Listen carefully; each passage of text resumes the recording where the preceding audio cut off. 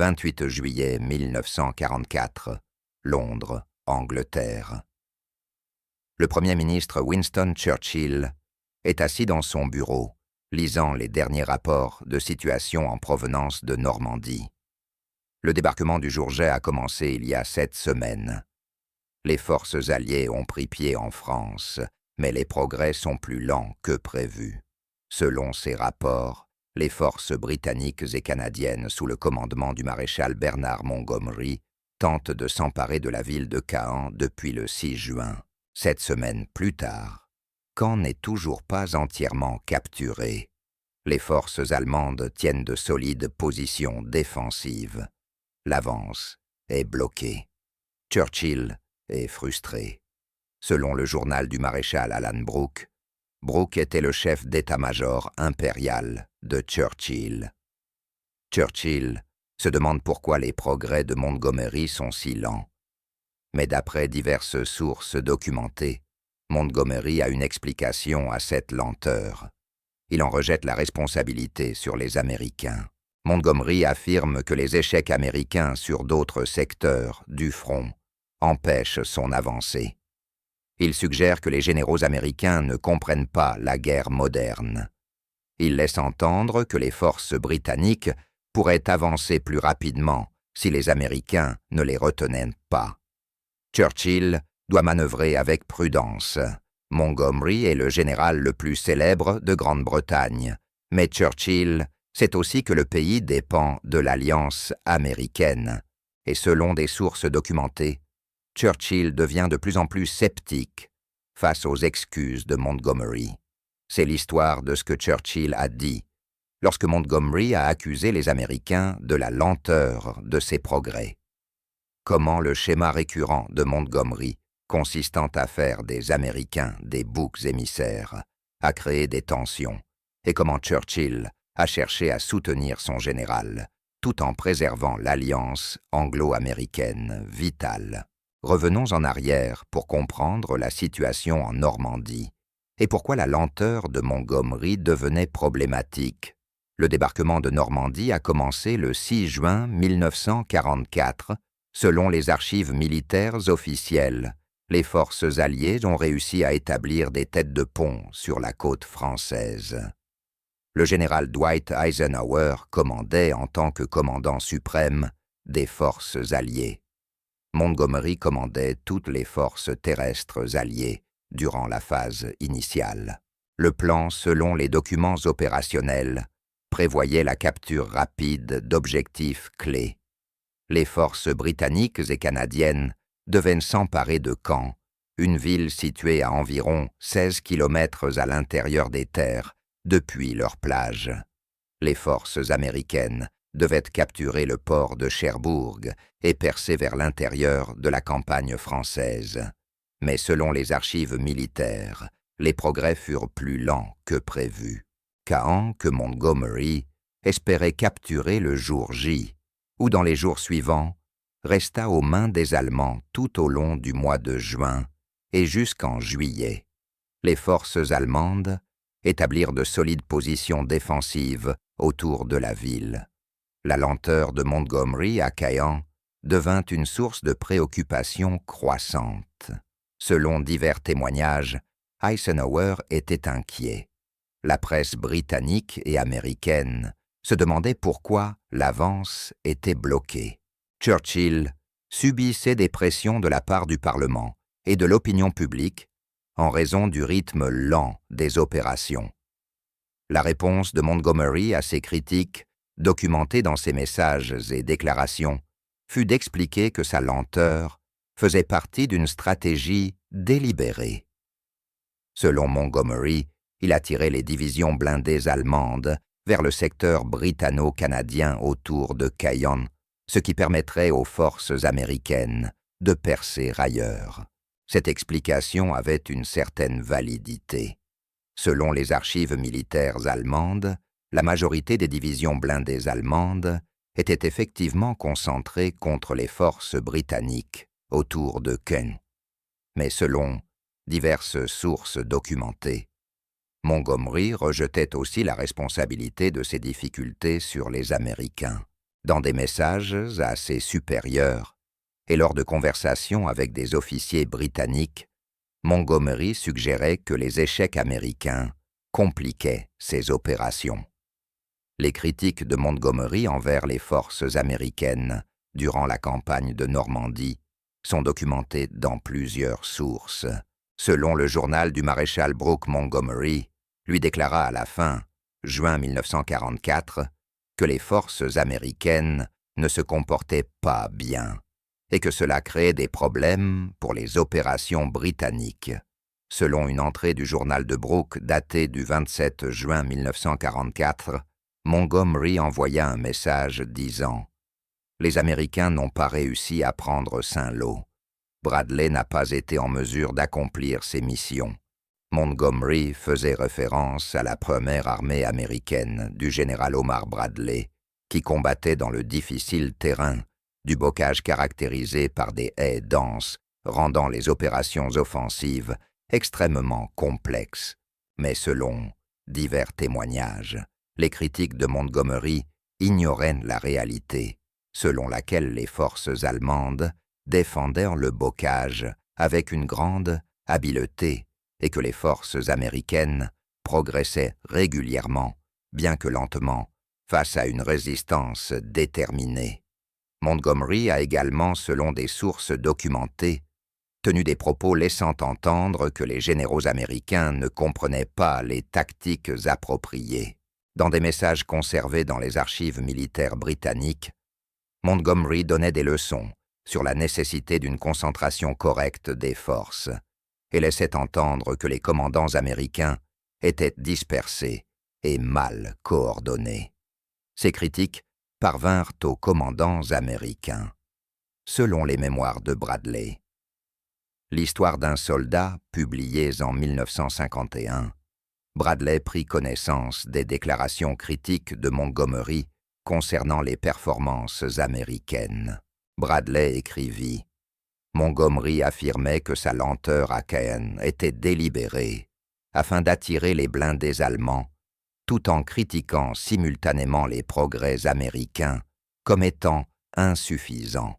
Cela nous a donné l'impression qu'il voulait le beurre et l'argent du beurre. » Le général George Patton, selon ses entrées de journal de juillet 1944, fut encore plus direct à propos de la tendance de Montgomery à rejeter la faute sur les autres.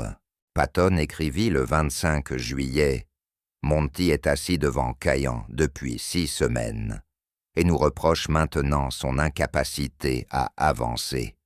Arrogance britannique typique. » La situation atteignit son point culminant à la fin juillet 1944. Selon les archives militaires, Montgomery lança l'opération Goodwood du 18 au 20 juillet 1944, une offensive majeure visant à percer les lignes allemandes autour de Caen à l'aide de blindés massés. L'opération Goodwood, selon les archives officielles britanniques, engagea plus de 750 chars attaquant sur un front étroit. L'avance initiale permit de gagner plusieurs kilomètres, mais les défenses allemandes tinrent bon. Le 20 juillet, l'opération était au point mort, avec de lourdes pertes en chars britanniques. La manière dont Montgomery présenta Goodwood, selon des sources documentées, évolua. Initialement, d'après les messages envoyés avant l'opération Montgomery, avait laissé entendre que Goodwood pourrait aboutir à une percée majeure. Mais lorsque celle-ci n'eut pas lieu, Montgomery affirma que l'opération avait toujours été limitée et conçue uniquement pour attirer les forces allemandes. Churchill suivait ces événements de près. Selon le journal de Brooke, Churchill devenait de plus en plus frustré par la lenteur des progrès et par les explications de Montgomery. Une entrée du journal de Brooke datée du 6 juillet 1944, dans les éditions publiées, rapporte une conversation avec Churchill. Brooke écrivit que Churchill était très mécontent de la situation en Normandie et se demandait si Montgomery faisait preuve d'assez d'énergie. Selon le récit de Brooke, Churchill lui dit « Je ne suis pas satisfait de la situation. Nous semblons bloqués. Théise. » Brooke, selon son journal, défendit Montgomery auprès de Churchill en expliquant sa stratégie consistant à attirer les blindés allemands vers le secteur britannique. Mais Brooke nota également ses propres inquiétudes privées concernant la lenteur des progrès de Montgomery. La frustration de Churchill augmenta après l'opération Goodwood.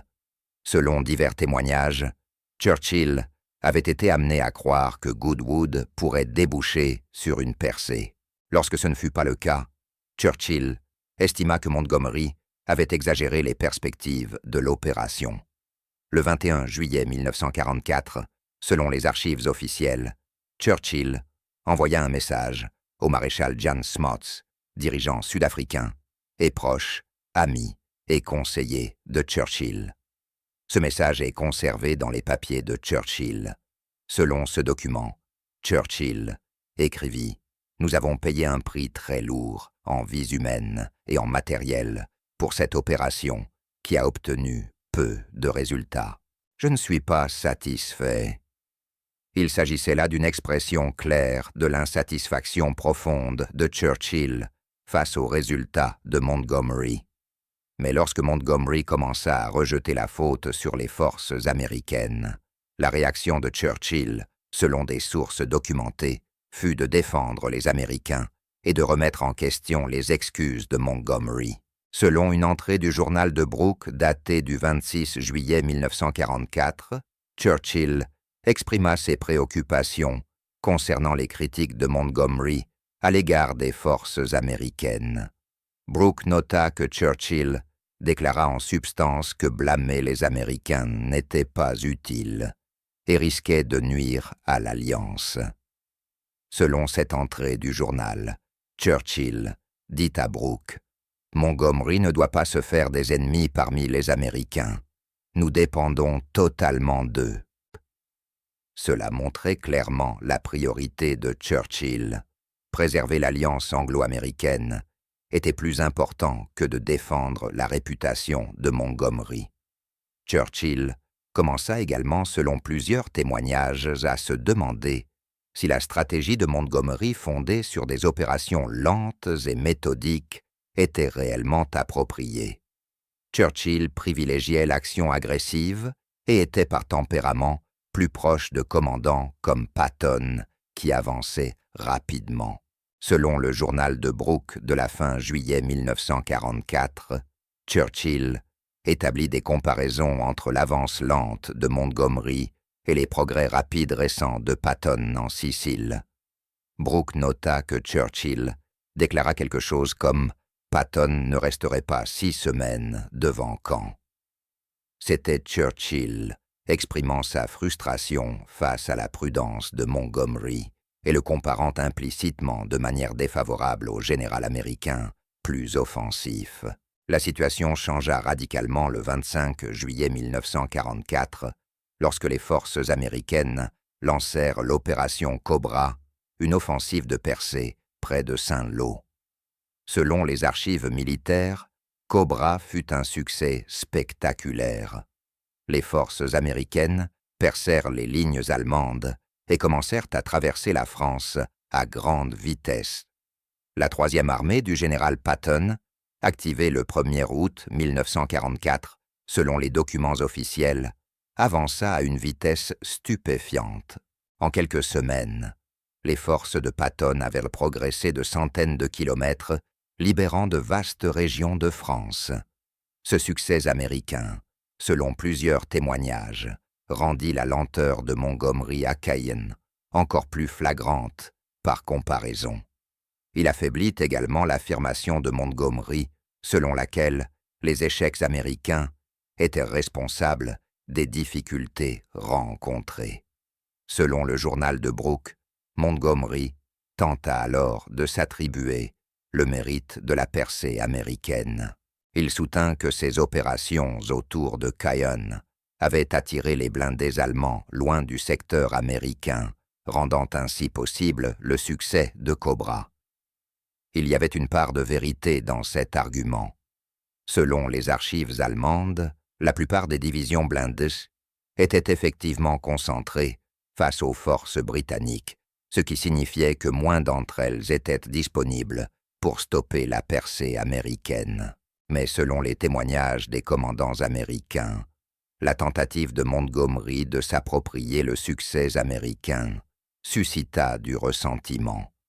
Bradley écrivit dans ses mémoires que Montgomery cherchait à revendiquer un mérite qui revenait aux forces américaines, acquises grâce à leurs propres compétences et à leurs sacrifices.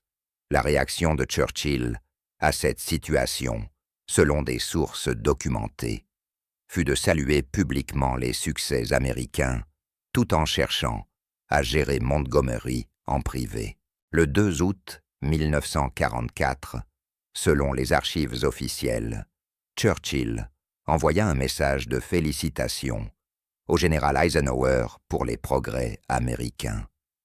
D'après la correspondance conservée, Churchill y louait les brillantes avancées américaines et les remarquables qualités combatives des forces américaines. Par ce geste, Churchill montrait clairement qu'il reconnaissait et appréciait les succès américains, sans accepter les tentatives de Montgomery visant à les minimiser ou à s'en attribuer le mérite.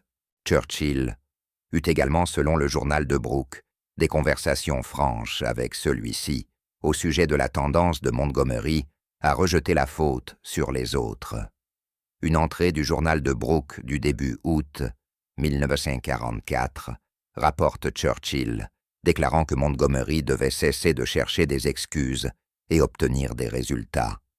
Cependant, Churchill prit soin de ne pas critiquer Montgomery publiquement. Selon les archives officielles, Churchill défendit Montgomery au Parlement lorsque des questions furent soulevées concernant la lenteur des progrès en Normandie. Dans un discours à la Chambre des communes, le 2 août 1944, selon le compte rendu parlementaire, Churchill déclara « Les opérations du maréchal Montgomery ont été conduites avec un grand talent et ont attiré le poids principal des blindés allemands sur son front. Il s'agissait pour Churchill d'accorder un crédit public à Montgomery tout en le pressant en privé de mieux agir et de cesser de blâmer les Américains. Cet exercice d'équilibre de Churchill se poursuivit tout au long du mois d'août 1944. Selon divers témoignages, Churchill louait les avancées américaines, défendait Montgomery devant le Parlement et en privé demandait à Montgomery de cesser de critiquer les forces américaines. Le schéma plus large, consistant pour Montgomery à rejeter la faute sur les Américains, devait se poursuivre pendant le reste de la guerre. Selon des sources documentées, Montgomery accusera plus tard les Américains des pénuries de ravitaillement en septembre 1944 pour expliquer l'échec de l'opération Market Garden, puis de manière célèbre pour les difficultés rencontrées lors de la bataille des Ardennes. À chaque fois, selon les archives disponibles, Churchill dut gérer la situation soutenant suffisamment Montgomery pour maintenir le moral militaire britannique tout en empêchant la tendance de Montgomery à rejeter la faute sur les autres, de nuire aux relations avec les États-Unis. Ce que Churchill dit lorsque Montgomery accusa les Américains de la lenteur de ses progrès est documenté dans plusieurs sources. Selon le journal de Brooke, daté du 26 juillet 1944, Churchill déclara à Brooke « Montgomery ne doit pas se faire des ennemis parmi les Américains.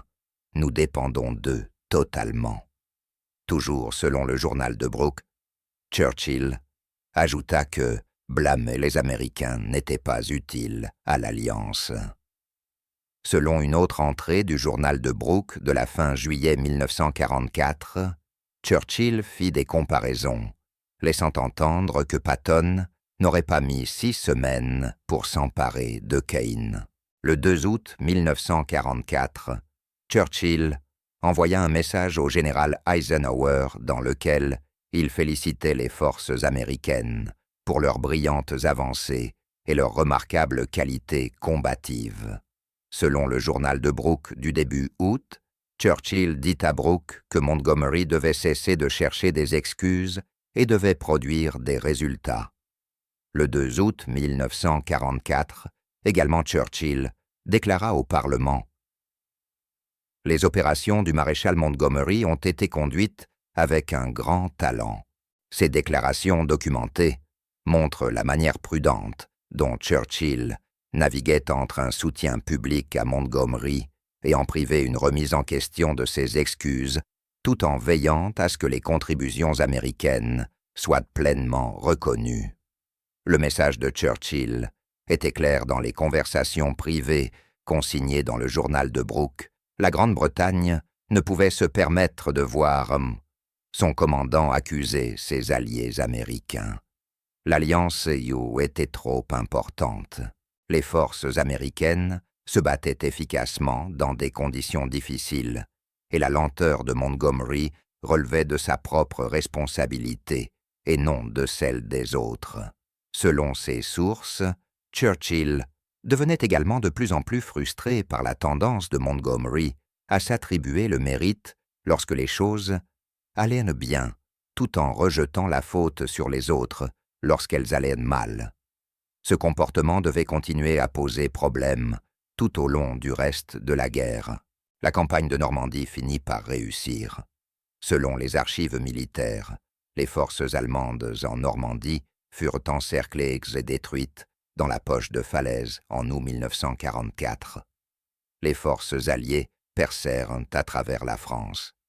Paris fut libéré le 25 août 1944, mais les tensions liées à la lenteur de Montgomery et à sa propension à blâmer les Américains laissèrent des traces durables. Selon les mémoires des commandants américains, ceux-ci ne firent plus jamais entièrement confiance à Montgomery. Et Churchill, selon des sources documentées, resta en privé sceptique face aux excuses de Montgomery, tout en continuant à le soutenir publiquement. Ce que Churchill dit lorsque Montgomery accusa les Américains de la lenteur de ses progrès révéla ce que Churchill comprenait comme étant l'essentiel. L'alliance anglo-américaine était la ligne de vie de la Grande-Bretagne. Aucun général britannique, aussi célèbre soit-il, ne pouvait être autorisé à nuire à cette relation en accusant injustement les forces américaines de sa propre lenteur. Les paroles de Churchill, consignées dans le journal de Brooke et dans la correspondance officielle, montrent un Premier ministre qui plaçait l'Alliance au-dessus de la réputation de son général, qui reconnaissait les succès américains, même lorsque son propre commandant tentait de les minimiser, et qui comprenait que l'avenir de la Grande-Bretagne dépendait du maintien de la bonne volonté américaine. Cette vidéo présente des événements historiques fondés sur des documents vérifiés, notamment le journal publié du maréchal Brooke, les archives militaires officielles, la correspondance de Churchill, les mémoires de Bradley, le journal de Patton, les comptes rendus parlementaires, et d'autres sources fiables. Toutes les citations proviennent de ces documents historiques vérifiés. Les interprétations historiques peuvent varier selon les historiens et les chercheurs. Les spectateurs sont encouragés à consulter plusieurs sources lorsqu'ils étudient cette période de l'histoire militaire.